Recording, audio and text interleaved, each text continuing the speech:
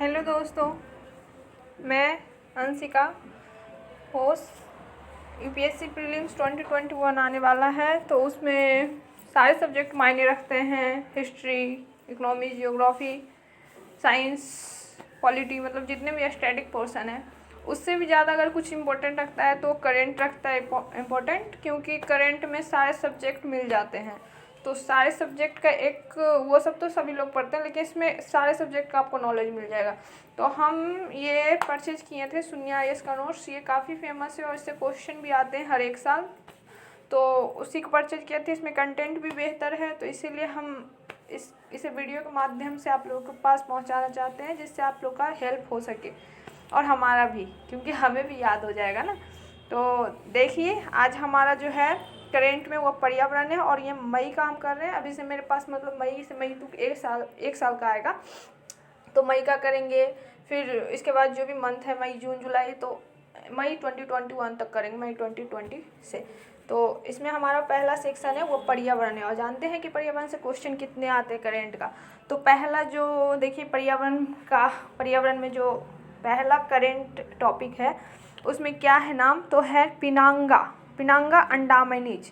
तो ये पिनांगा अंडामनीज आ जाएगा आपका क्वेश्चन में किसी भी तरह से। तो ये इसका इतना जो दिया हुआ है ना वो आपको पढ़ लेना है, और इससे आगे आपको देखना भी नहीं है। तो क्या दिया हुआ है पिनांगा अंडामनीज के बारे में, तो ये गंभीर रूप से लुप्तप्राय है। देखिए, हम आपको सारा पढ़ाएंगे, लेकिन आप भी तो तैयारी करने वाले हैं ना। आपको ये है सारा इम्पोर्टेंट, लेकिन आपको जो ज़्यादा इम्पोर्टेंट लगे उस पर ज़्यादा फोकस कीजिएगा। हो सके तो उसे नोट्स भी कर लीजिएगा, नोट्स बना लीजिएगा उसका। तो हम आज पर इसके बारे में जानते हैं पिनांगा अंडामनीज क्या है। तो ये गंभीर रूप से लुप्तप्राय खजूर की प्रजाति है। बताइए, इसको कोई देख के कहेगा कि जानवर की प्रजाति, लेकिन है ये खजूर की प्रजाति। तो ये नोट करने वाली बात है। फिर ये कहाँ पाया जाता है, तो दक्षिणी अंडमान यानी साउथ अंडमान द्वीप के लिए स्थानिक है, मतलब उस वहीं पर स्थानिक है। हाल ही में इस प्रजाति ने केरल के तिरुवनंतपुरम स्थित Jawaharlal Nehru tropical botanical garden and research institute यानी JNTVGRI में फूल उगाने शुरू किए हैं। कुछ 600 नमूनों की इसकी पूरी आबादी प्राकृतिक रूप से दक्षिण अंडमान में माउंट हैरियट।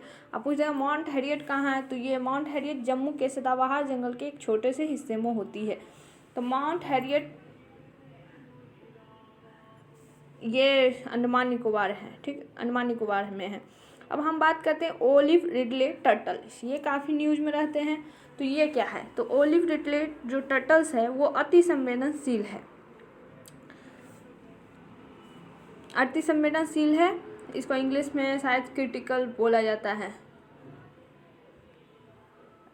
और अरिविडा समकालीन बड़े पैमाने पर घोंसला बनाने की क्रिया जिसको कहते हैं अरिविडा। जो ओलिव रिडले घोंसला बनाते हैं उसको कहते हैं अरिविडा। भारत के ओडिशा और आंध्र प्रदेश एक दूसरे के करीब है। तो ओडिशा आंध्र प्रदेश के तट पर अपने घोंसले के लिए प्रसिद्ध है। गहीर माथा समुद्र तट का पूछ देगा तो ये ओडिशा में। ओके, रूसी कुल्या नदी के मुहाना आदि कुछ प्रसिद्ध स्थल है। रूसी कुल्या नदी भी ओडिशा में है, प्लस बहुधा नदी का मुहाना जो कि ओडिशा में है और एक स्थल है। अब बात करते हैं साल। देखिए, ओलिव रिडले टर्टल पर है तो इसमें आपको कितने पॉइंट मिल गए ना। रूसी कुल्या नदी कहाँ है, बहुधा नदी कहाँ है, फिर गहीर माथा कहाँ, तो ये सब, फिर अरिविडा क्या होता है। तो ऐसे क्वेश्चन मतलब निकाल के यूपीएससी पूछता है। हम बात करते हैं साल फॉरेस्ट टर्टोइज की। तो व्यापक रूप से पूर्वी और उत्तरी भारत और दक्षिण पूर्व एशिया पर वितरित प्लस इलोंगेटेड टर्टोइज के रूप में भी जाना जाता है। हाल ही में गंभीर रूप से लुप्तप्राय के रूप में मूल्यांकन किया गया है।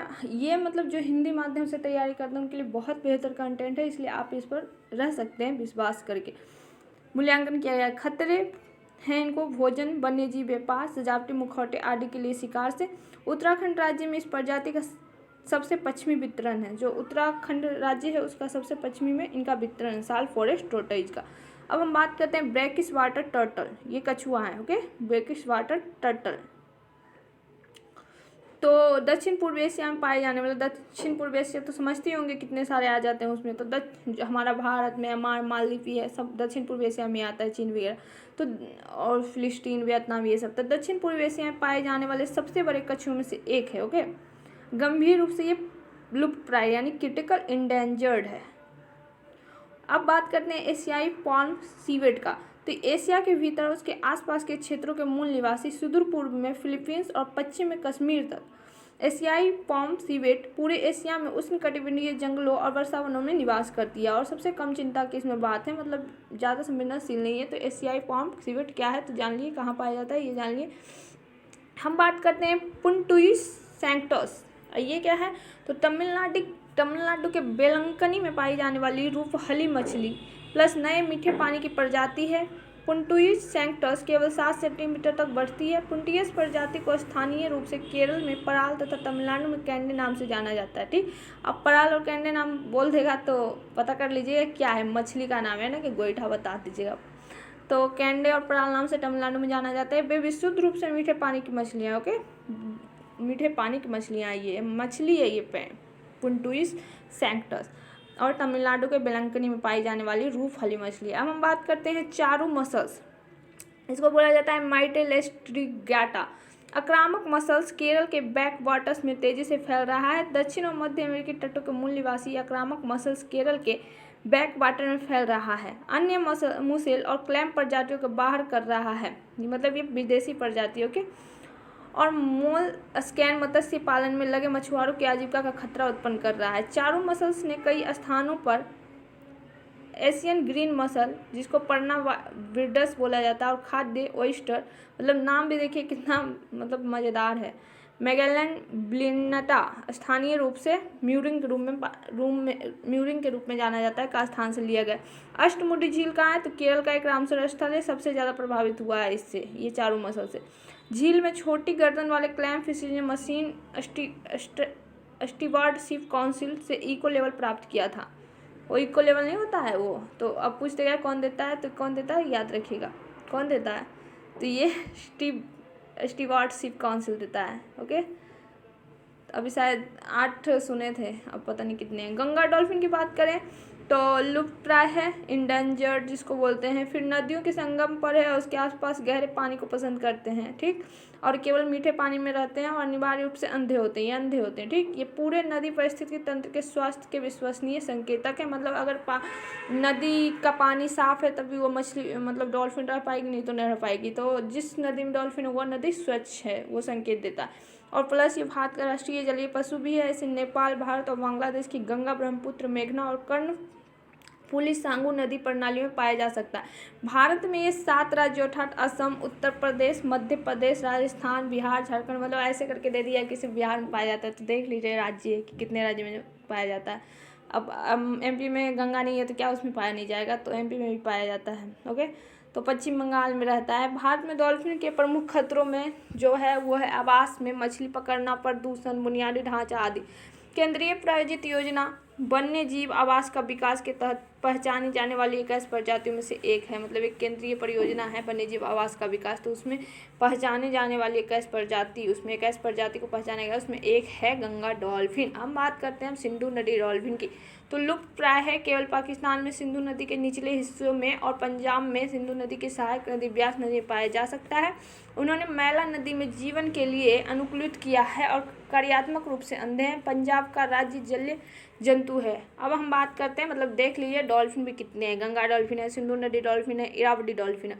इरावदी डॉल्फिन है स्नेक फिन डॉल्फिन, ठीक, इरावदी डॉल्फिन को स्नेक फिन डॉल्फिन कहा जाता है। आप इरावदी ना आए और स्नेक फिन आ जाए तो आपको यूपीसी जैसे मन, तो उसको जो मन करेगा वो करेगा, लेकिन आपको भी जो मन करेगा वो कीजिए। आप भी इरावदी डॉल्फिन का नाम स्नेक फिन डॉल्फिन याद रखिए, ठीक है। ये लुप्त प्राय है, यानी ये भी इंडेंजर्ड, मतलब तीनों डॉल्फिन जो है गंगा डॉल्फिन, सिंधु नदी डॉल्फिन, इरावदी डॉल्फिन, तीनों इंडेंजर्ड है। इरावदी नदी के अलावा ये भारत की गंगा नदी, चिल्का झील और दक्षिण पूर्व एशिया की मेकांग नदी में पाई जाती है। ये समुद्र तटों पर निकटवर्ती इलाकों और खारे पानी में रहना पसंद करते हैं, और वो गंगा डॉल्फिन मीठे पानी में रहना पसंद करते हैं। और सिंधु नदी वो केवल पाकिस्तान में सिंधु नदी के निचले हिस्से में और पंजाब में सिंधु नदी की सहायक नदी ब्यास नदी में पाया जा सकता है।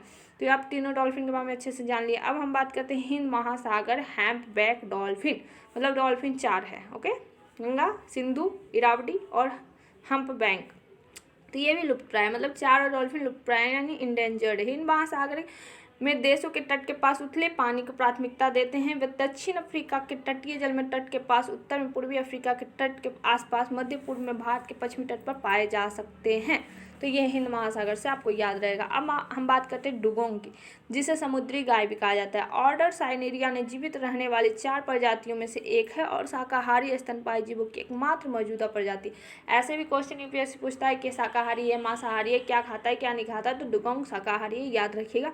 जो भारत सहित समुद्र विशेष रूप से रहते हैं, ये अति संवेदनशील है यानी क्रिटिकल इंडेंजर्ड है। भारतीय वन्य जीव संरक्षण अधिनियम 1972 एक अनुसूची होती है, उसके तहत ये संरक्षित है। डुगोंग जो है समुद्री पारिस्थितिकी तंत्र का महत्वपूर्ण हिस्सा है और उनकी कमी के कारण खाद्य श्रृंखला पर सभी तरह से दुष्प्रभाव होंगे। यानी एक ये कौन सी, जैसे शेर है ना, की स्टोन प्रजाति है।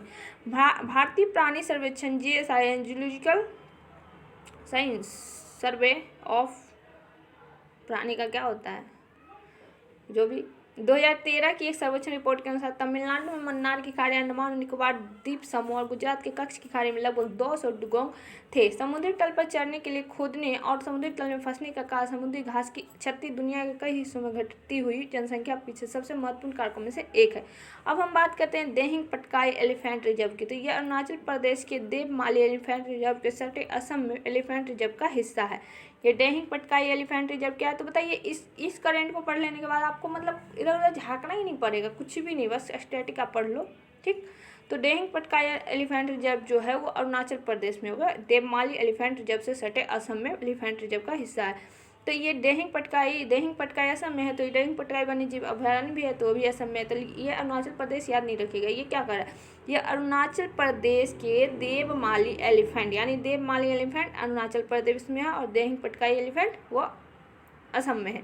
तो अरुणाचल प्रदेश के देवमाली एलिफेंट रिजर्व से सटे असम में एलिफेंट रिजर्व का हिस्सा है। हाल ही में national board for wild life ने असम के डेहिंग पटकाई एलिफेंट रिजर्व के एक हिस्से में कोयला खनन की इजाज़त दी है। तो ये न्यूज में था, तो याद रख लीजिएगा। दिबांग घाटी जो अगर पूछते हैं तो अरुणाचल प्रदेश में है, डेहिंग पटकाई असम में। अब हम बात करते हैं सुंदरवन डेल्टा की। तो सुंदरवन डेल्टा भारत और बांग्लादेश में फैला हुआ है, ओके, भारत और बांग्लादेश। दुनिया का एकमात्र सदाबहार जंगल है जहाँ बाघों का निवास है, ओके।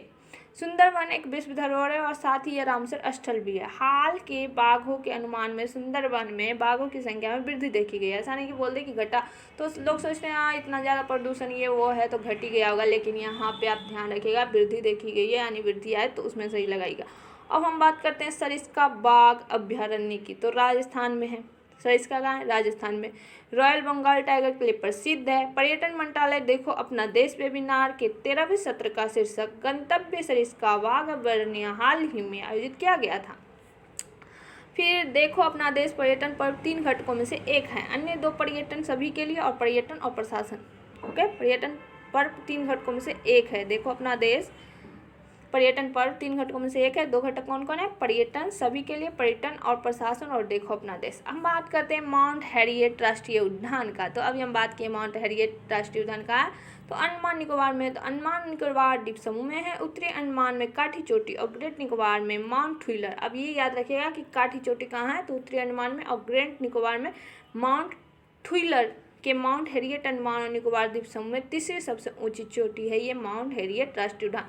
यानी 2 अलग से चोटी है या तीसरी चोटी है। हम बात करते हैं सागर द्वीप, घोरमारा द्वीप और मौसुनी द्वीप का। तो पश्चिम बंगाल में ये सारा सागर द्वीप, घोरमारा द्वीप और मौसुनी द्वीप, और बेलुंदर झील, बरथूर झील और वृषावती नदी ये कर्नाटक में है। कोंडन्या वन्यजीव अभयारण्य आंध्र प्रदेश में। बांदीपुर राष्ट्रीय उद्यान कर्नाटक में है। भगवान महावीर वन्यजीव अभयारण्य गोवा में है। गिर राष्ट्रीय उद्यान गुजरात में है। ताडोबा अंधेरी बाघ अभयारण्य महाराष्ट्र का सबसे पुराना और सबसे बड़ा राष्ट्रीय उद्यान है। भारत की पहली डॉल्फिन वेधशाला जो है वो बिहार सरकार गंगा डॉल्फिन के लिए भारत की पहली वेधशाला स्थापित कर रही है। वेधशाला का निर्माण विक्रमशिला गंगा डॉल्फिन अभयारण्य में किया गया है। नदी के पारिस्थितिकी पर कोई प्रतिकूल प्रभाव नहीं पड़ेगा क्योंकि वेधशाला का निर्माण गंगा के सुल्तानगंज जो कि हमारा बिहार में आता है अगुबान घाटी पुल पर किया जा रहा है। ये पूछ देगा कि कौन सा पुल, तो अगुबानी घाटी पुल। अब हम बात करते हैं मेकांग नदी बांध लाओस में है। मेकांग नदी बांध का है लाओस में है। 2 बांध है जायबुरी और डॉन सोहांग लाओस में बनाए गए, जो 7 और निर्माण करना चाहता है क्योंकि अपने शीर्षक एशिया के बैटरी के अनुसार जीने का प्रयास करता है। तो आज हमारा यहीं तक रहेगा। ये पुथुमारी पढ़ लेते हैं, ओके। तो ये लास्ट रहेगा। तो पुथुमारी नदी जो है असम में बहती है। पुथुमारी नदी कहाँ बहती है? असम में बहती है। अब ब्रह्मपुत्र नदी की सहायक नदी है जो बाढ़ और उच्च तलछट बहार के लिए जानी जाती है। इसमें अम्फान चक्रवात के बाद बाढ़ आ गई। तो इतना है आज हमारा एनवायरनमेंट का। तो थैंक्स फॉर वॉचिंग, देखते रहिए।